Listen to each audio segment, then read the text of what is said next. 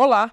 Estamos mais uma vez aqui para continuarmos a estudar a Bíblia, especialmente o livro de Efésios, que é o tema desse trimestre. Nesta semana em particular, vamos falar sobre o corpo unificado de Cristo. Continue conosco e que Deus te abençoe.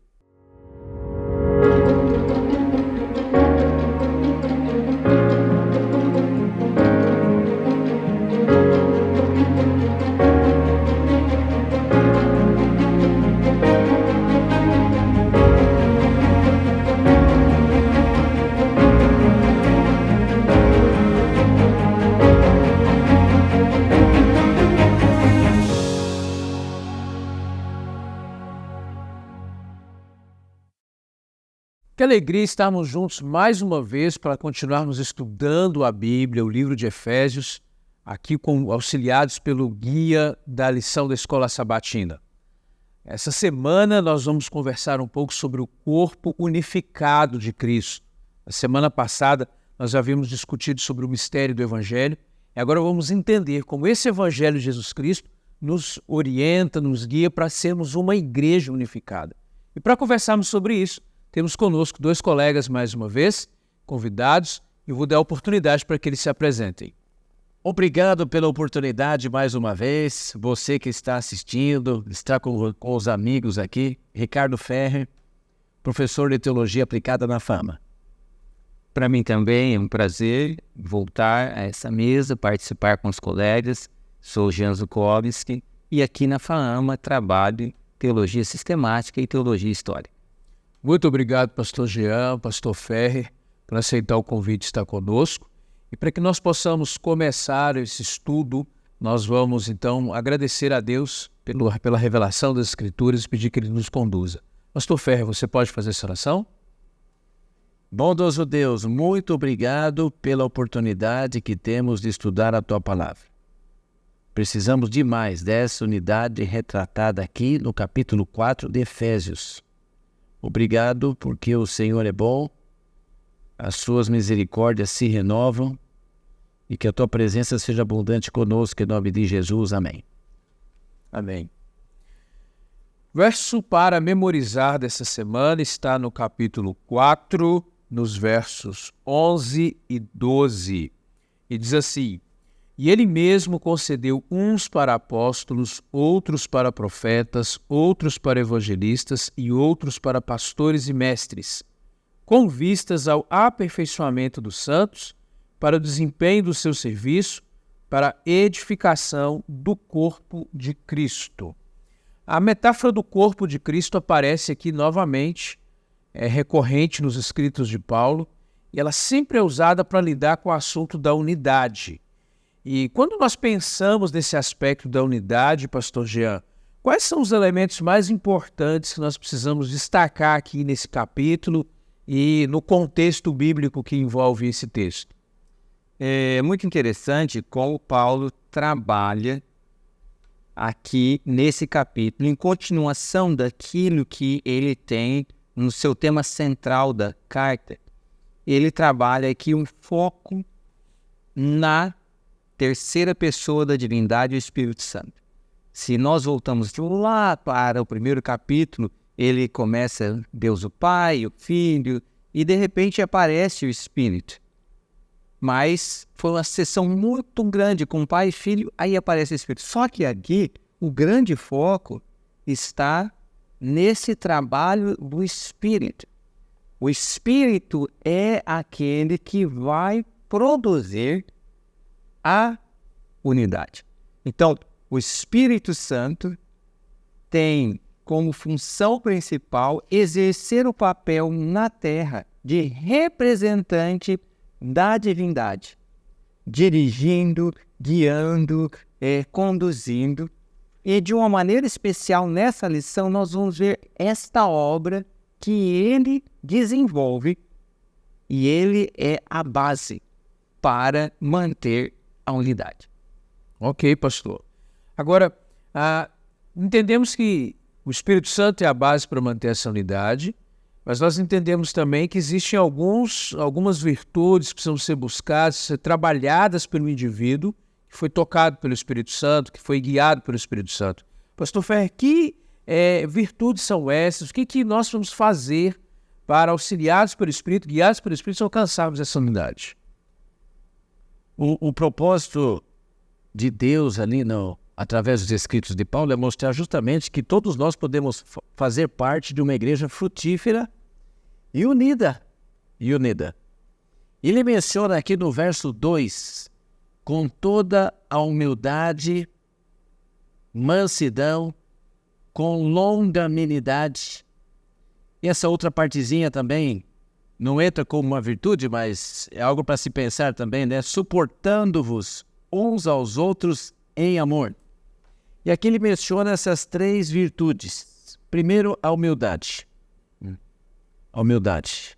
E a humildade aqui, lá no livro de Filipenses, capítulo 2, verso 3, uma passagem paralela, ele mostra considerar os outros superiores a si mesmo.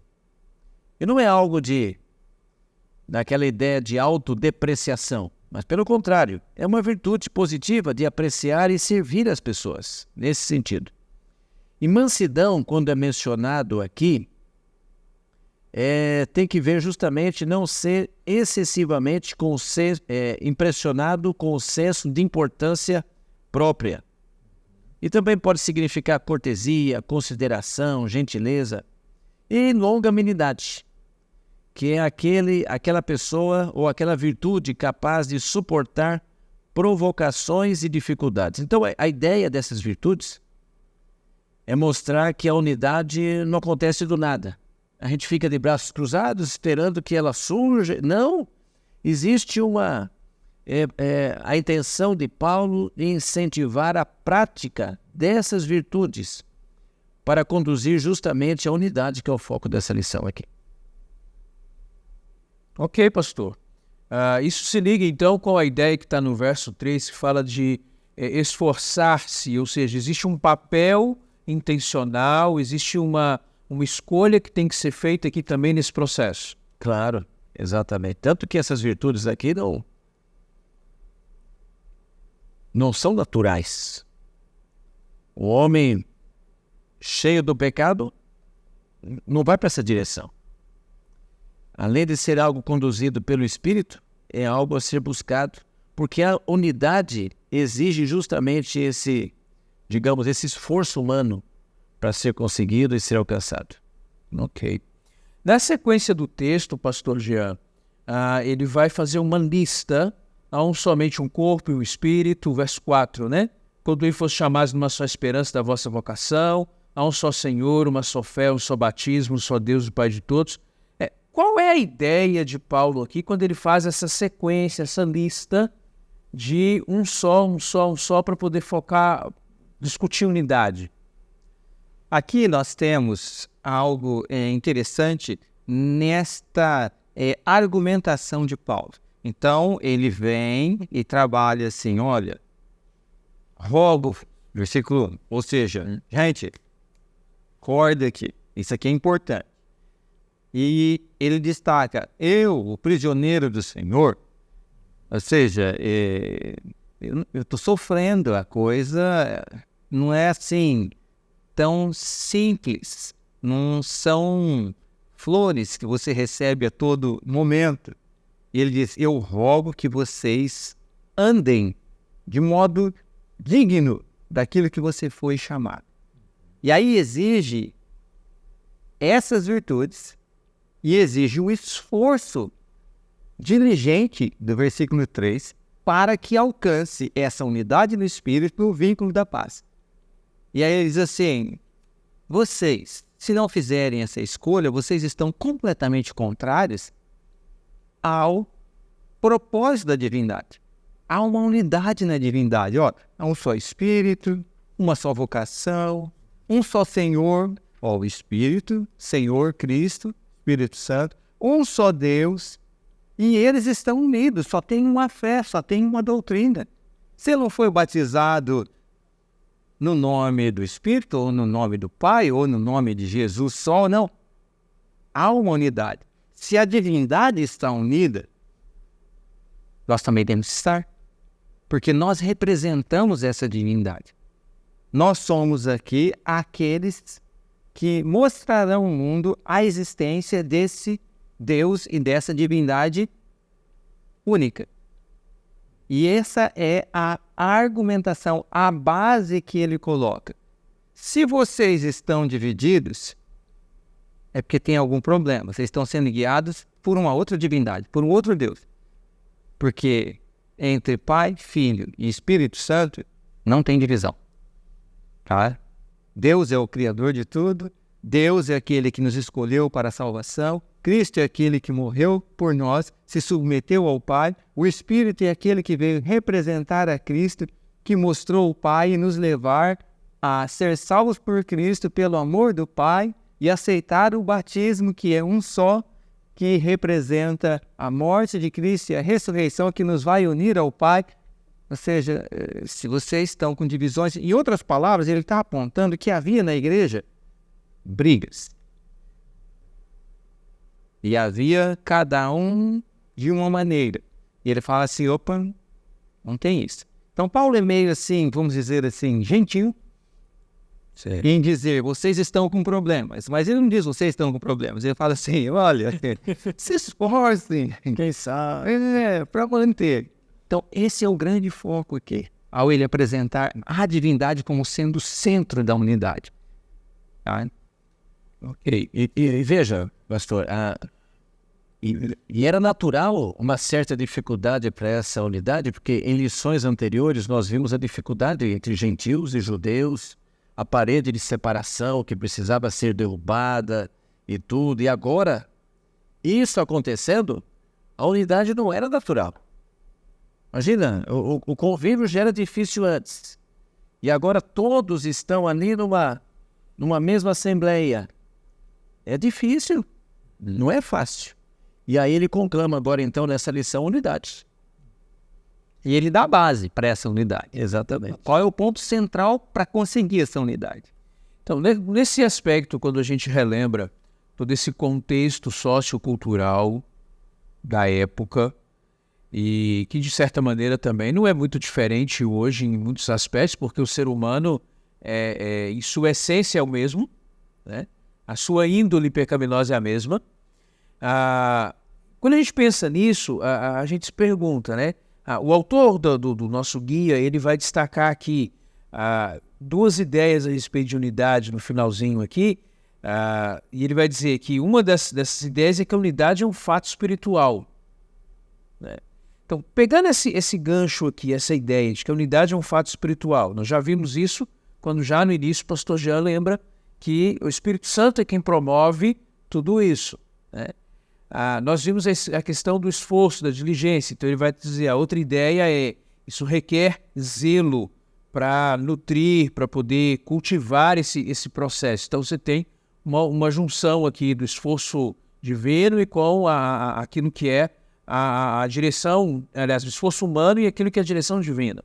A pergunta, pastor, que eu queria que o senhor nos ajudasse a relembrar e repensar aqui. Nesse contexto de unidade, o que o Espírito Santo nos dá, nos concede, né? Que presente é esse que é dado para a igreja para desenvolver a unidade? Os dons. E nós temos o registro dos dons, inclusive nós vamos ver mais à frente ali. E aqui, inclusive, é mencionado, né? Regozijando-nos na realidade teológica da unidade do Espírito. Então, esse fator, que seria um fator, talvez, não total, mas em grande parte cognitivo mesmo, que nos faz buscar e alcançar essa unidade que é o propósito de Deus para a sua igreja. Ok. Então, esses dons, eles têm o objetivo de fazer essa construção, essa edificação baseado no estudo, no conhecimento da palavra. Sim. Em sua maior parte, sim. Pastor Jean, o senhor gostaria de acrescentar alguma coisa nesse sentido, relembrar algum ponto que de repente nós escapamos aqui?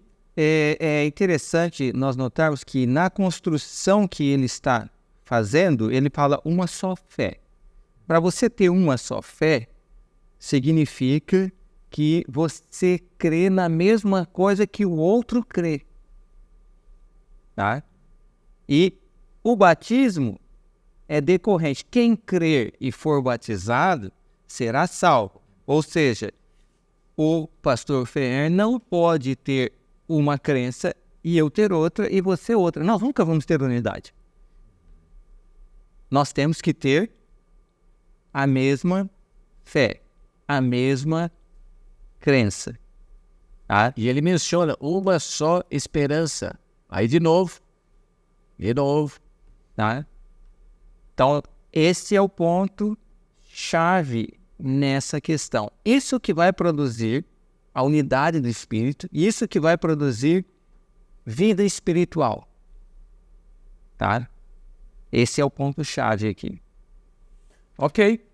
Nós estamos já conversando já há alguns minutos e agora é o momento de fazermos um breve intervalo, mas nós vamos voltar para discutirmos ainda essa questão dos dons e como esses dons eles se ligam nesse processo de construção da unidade da igreja a partir do conhecimento, do estudo e da vivência da palavra de Deus. Continua conosco aí, já já nós voltamos.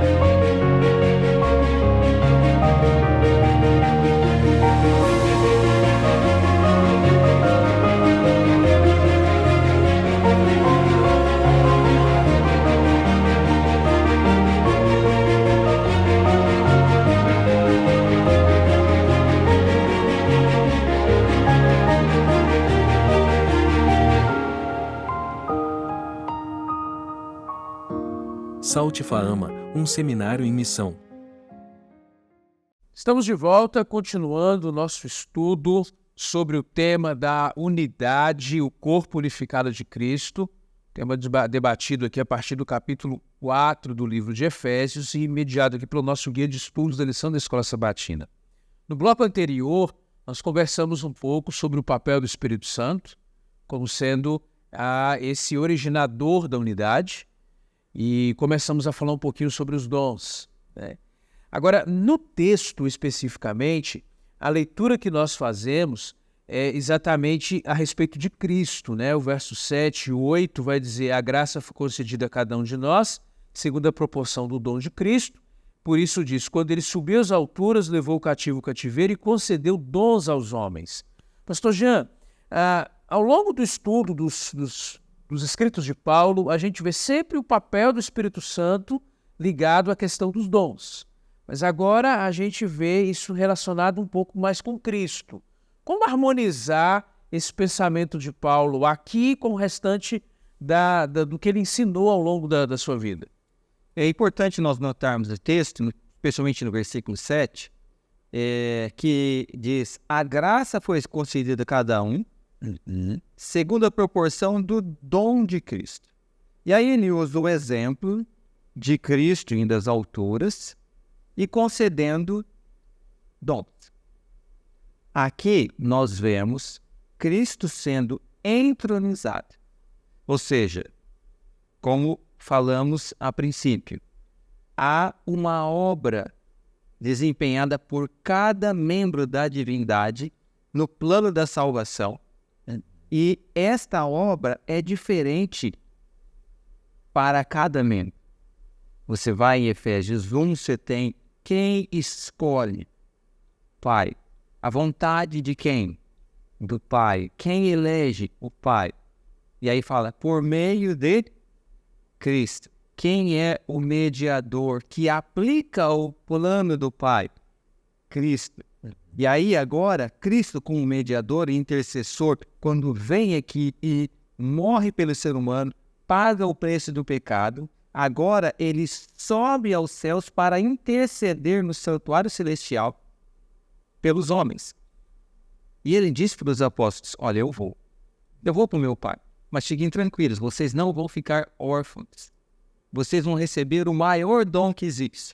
Eu vou rogar ao Pai e Ele vai conceder que o Espírito fique com vocês. Ou seja, o Consolador, o elemento divino, o outro Consolador, que é o Espírito Santo, é o grande dom que Cristo concede à humanidade. Por isso que Ele é o penhor. Ele é a garantia de que essa igreja vai ter unidade, de que os méritos de Cristo podem ser aplicados, porque é Ele que vai trabalhar diretamente com os homens. Então, Cristo é aquele que está concedendo o dom, mas quem administra e distribui esses dons é o Espírito. Por isso que Paulo lá em 1 Coríntios 12 vai falar o quê? O Espírito distribui a quem Ele quer e da maneira como Ele quer. Só que o Espírito não trabalha por si mesmo. Ele é o representante de Cristo. Por isso que você tem essa harmonia no texto. Cristo concede o dom? Sim. Ele subiu ao céu, foi entronizado e intercede por nós a partir do céu.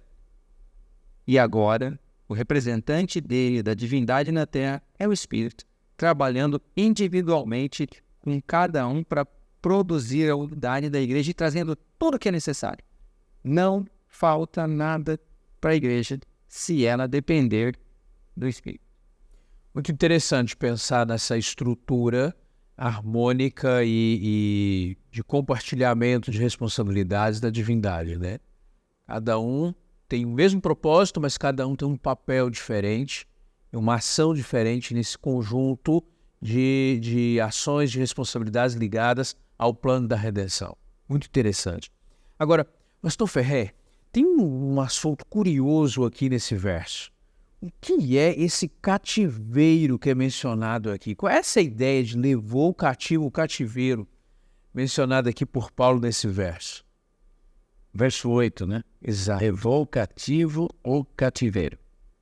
Então, entendemos que isso daí tem que ver justamente com Mateus 27, 51 a 53.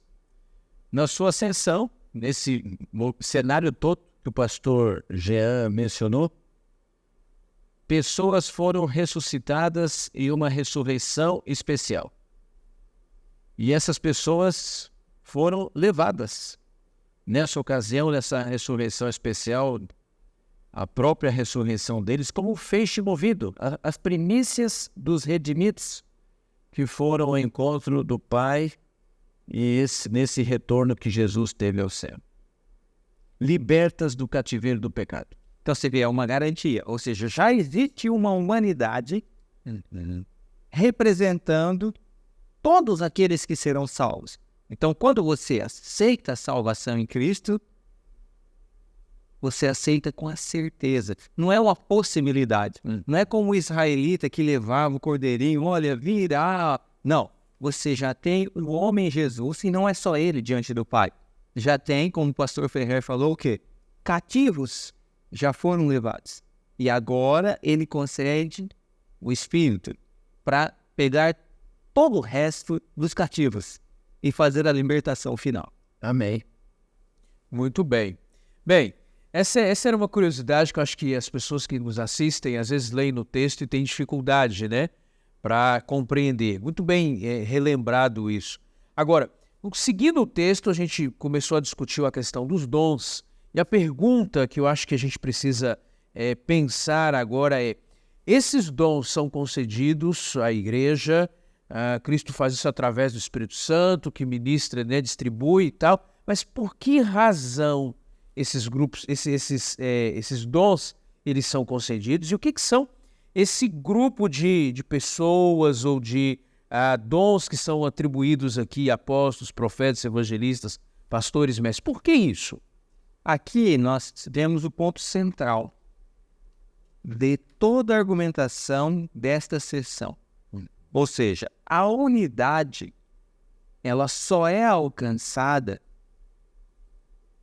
no nível de ação quando existe no nível doutrinário.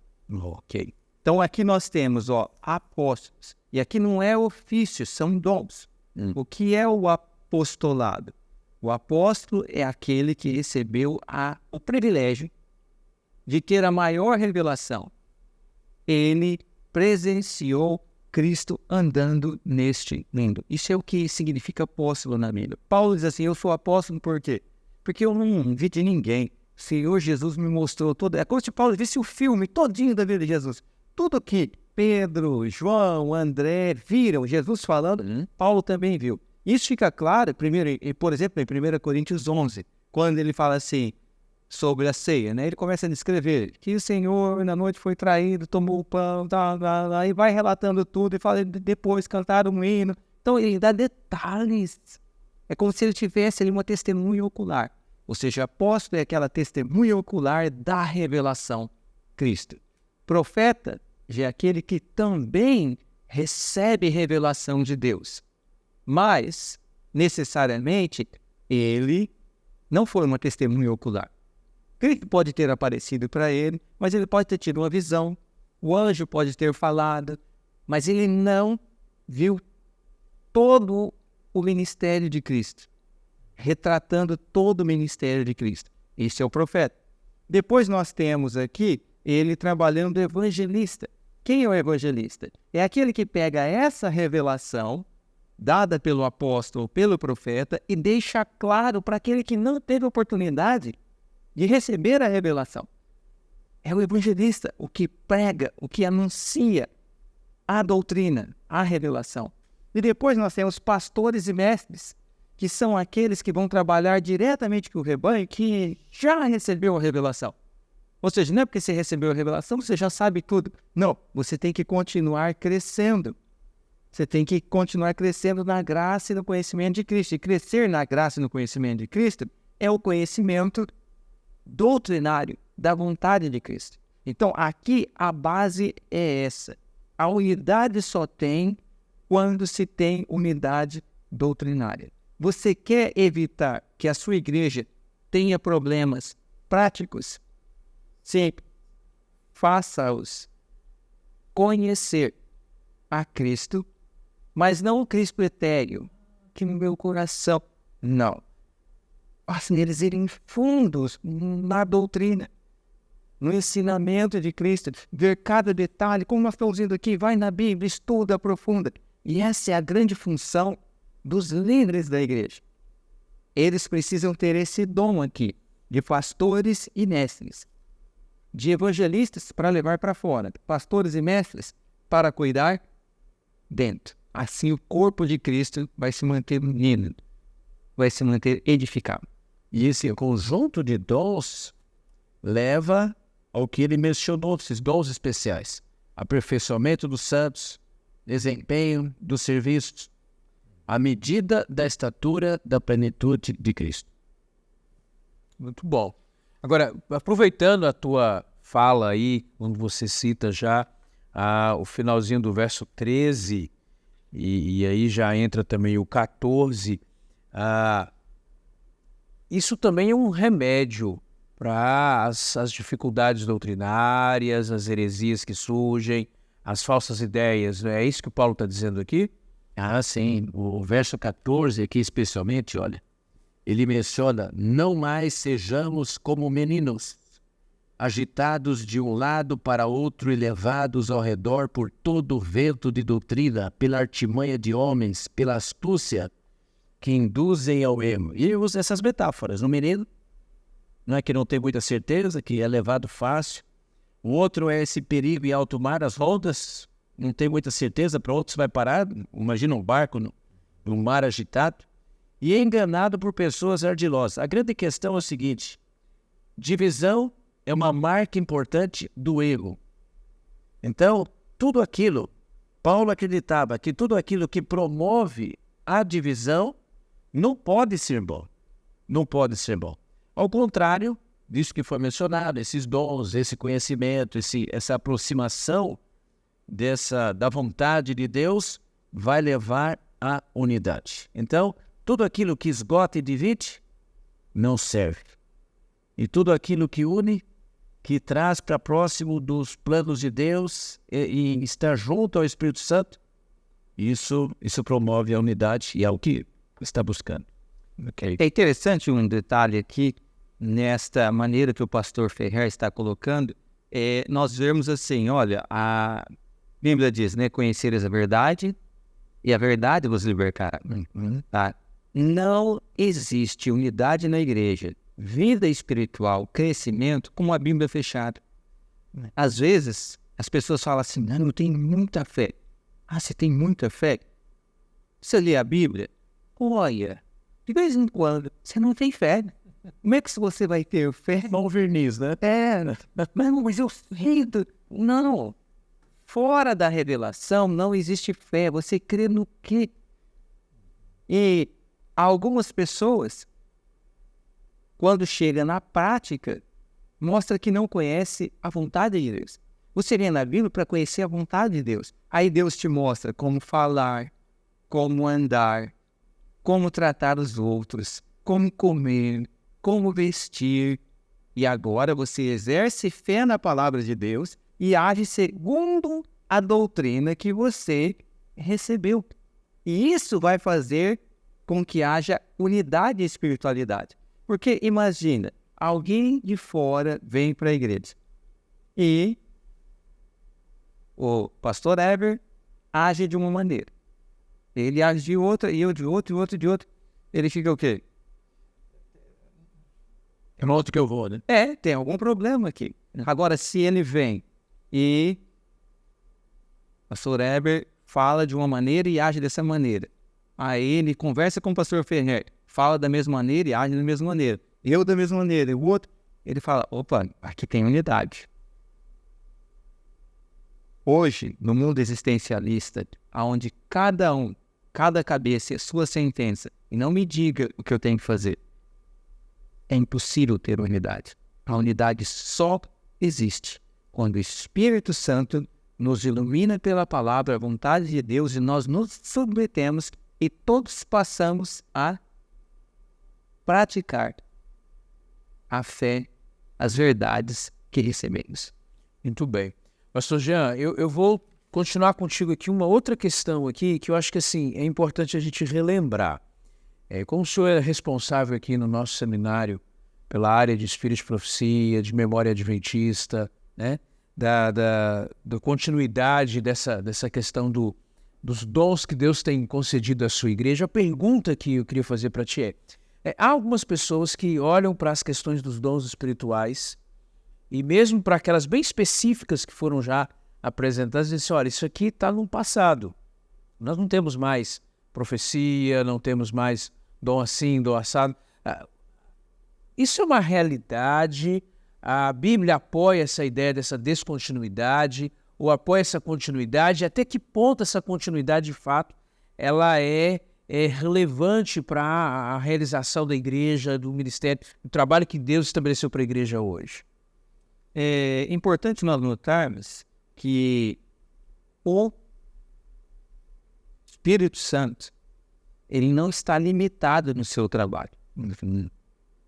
Quando Deus acha necessário trazer revelação, nós temos a Bíblia. Sim, nós temos a Bíblia. A Bíblia tem princípios, mas conforme as gerações passam, pode acontecer de alguém falar assim, mas isso aqui é certo ou é errado? Aí você vai no princípio e fala, não, mas como que é isso? Aí Deus pode levantar um profeta e dirigir, não, olha, é assim.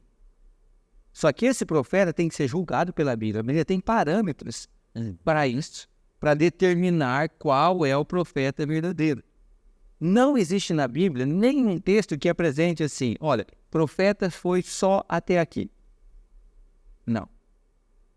Jesus disse, o maior dos profetas, até João, a lei e os profetas falando do que foi revelado no Antigo Testamento, chegaram até João.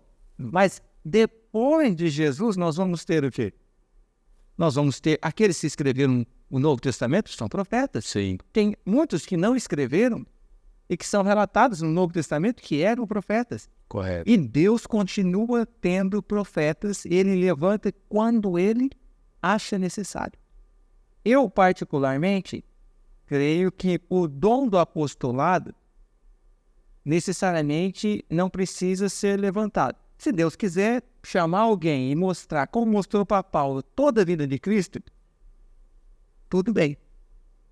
Mas seria, assim, presunçoso eu chegar e dizer assim, não, eu sou apóstolo. Você é apóstolo? Então você foi uma testemunha ocular da vida de Cristo, como foi Paulo e os outros. Isso é ser apóstolo. Mas ser evangelista, pastores, mestres e profetas, isso é necessário na igreja, mas quem controla isso é o Espírito. Ele que chama e capacita para que todos consigam ter essa unidade doutrinária no pleno conhecimento de Cristo e cresçam, e não sejam levados, como o pastor Ferrer falou, qualquer vento de doutrina, para lá e para cá. Não. As pessoas olham e falam, não, eles têm um corpo unificado de doutrinas. Não tem várias cabeças, tem só um em Cristo. E mesmo porque, veja, essa unidade, até quando ela é necessária? Ela não é uma obra acabada. O esforço que ele menciona para se manter a unidade vai até o final. Por isso que esses dons, esse especialmente o dom de profecia, será necessário até o final, para que a unidade seja mantida até o encontro com Jesus. Ok, nosso tempo, infelizmente, já está encerrando. Nós temos tido aqui a oportunidade de dialogar, conversarmos um pouco sobre esse capítulo do livro de Efésios, e nós convidamos você a tomar sua lição, tomar a sua Bíblia e reforçar esse estudo, refazer essa leitura com bastante atenção aqui, para fim de aprender mais, aprofundar nesse conhecimento. E como foi mencionado aqui mais de uma vez, é o conhecimento da Escritura que nos dá essa unidade e nos dá força para enfrentar as dificuldades. Pastor Ferrer, uma última palavra de conselho para os nossos amigos, irmãos e irmãs que estão nos assistindo? Unidade é um desafio. Só é possível no Espírito, como nós vimos. E uma frase que eu ouvi um tempo atrás que dizia assim: nas coisas essenciais, unidade. Nas não essenciais, liberdade. E em todas elas, caridade. É o que a gente precisa como líderes, como igreja, como povo de Deus. Pastor Jean, uma última palavra para quem está nos assistindo. Eu volto a reforçar. Nós, como igreja, para termos unidade, temos que fazer escolhas. Eu não sou a cereja do bolo. Eu tenho que aprender com os meus irmãos sob a direção do Espírito Santo. E esse aprendizado não é aquilo que... Não, eu tenho que vir na Bíblia. E ser humilde o suficiente para, às vezes, falar assim, eu pensava errado. Agora eu consegui entender melhor. É por isso que Paulo mesmo vai dizer em Coríntios, coisas espirituais se discernem espiritualmente. Ore, estude a Bíblia, não abra a Bíblia sem oração. Assim você vai poder ser guiado e crescer e colaborar para o crescimento do corpo. Muito obrigado, pastor Jean. Nós estamos encerrando. E para terminarmos, gostaria que você fizesse uma oração pelas pessoas que estão nos acompanhando, que têm estudado as Escrituras e que têm tido a oportunidade de aprender mais a respeito desse presente maravilhoso que Deus tem concedido a cada um de nós. Então vamos orar. Nosso Deus e Pai, obrigado por esse plano maravilhoso de salvação. Obrigado porque nos escolhestes. Obrigado porque, através de Cristo Jesus, tudo o que era necessário para sermos salvos já foi realizado. E agora nos é oferecido pela ministração do Espírito aceitar ou rejeitar esta grande graça. Amém. Que a nossa atitude seja de aceitação. Por favor, Senhor. E a nossa atitude seja de buscar mais e mais se aprofundar na Tua palavra. Temos o mesmo desejo do salmista de ter prazer em estar na Tua casa e de conhecer a Tua vontade. Que o Seu Espírito nos capacite para esse crescimento espiritual. É o que pedimos por Jesus. Amém. Amém. Obrigado por continuar conosco até aqui. Semana que vem nos encontramos mais uma vez para continuar estudando a Bíblia, o livro de Efésios. E o tema da semana que vem é Vida Moldada em Cristo e Discurso Inspirado no Espírito. Que Deus te abençoe e nos vemos lá.